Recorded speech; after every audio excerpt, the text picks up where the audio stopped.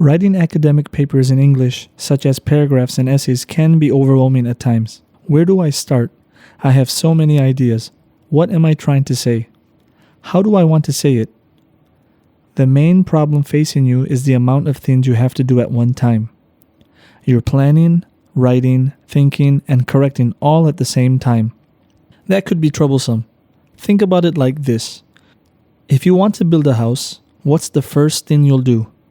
Go to the hardware store, purchase the building materials, hire construction workers, and begin building right away, right? Well, not exactly. Chances are the house you build wouldn't last very long due to poor planning. You'd have to first design the house, think about how many rooms, determine the dimensions, think about the material you want to use for every room, and so on. Taking this approach to building a house will make the whole process so much smoother. Likewise, the case is the same with writing academic English. Good writing is good planning. The first thing you should do when you're thinking about a topic to write is to brainstorm. Brainstorming is a method used to get all your initial ideas out on paper. Why is this important? Because it helps to clear your mind and gets you thinking about what particular angle you want to take with your topic. Let's choose the general topic of technology and communication. You'd then start writing everything that came to your mind with regard to this topic. After you finish brainstorming, now we start to think about organizing these ideas into some logical order. We do this by outlining.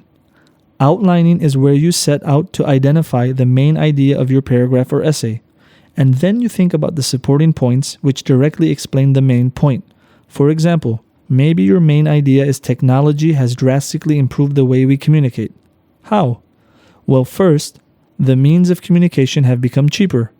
Second, there are so many different methods of communication available thanks to technology. And lastly, it has cut down on the time spent needed to transmit important information. These would be considered your supporting ideas, or the ideas that help explain your main point. After you've listed these down in an outline, now it's time to move on to the next stage, which is to write your first draft. This is your first attempt to really explain in detail what your main idea is, what the supporting points are and other examples, and finally the conclusion. It's very important after writing the first draft to go back and edit. There is a very high possibility that there are mistakes or that some sentences may need to be rewritten more clearly. In any case, drafting and editing helps you develop as a writer because you continue to gain insight into what is working and what is not working in your writing.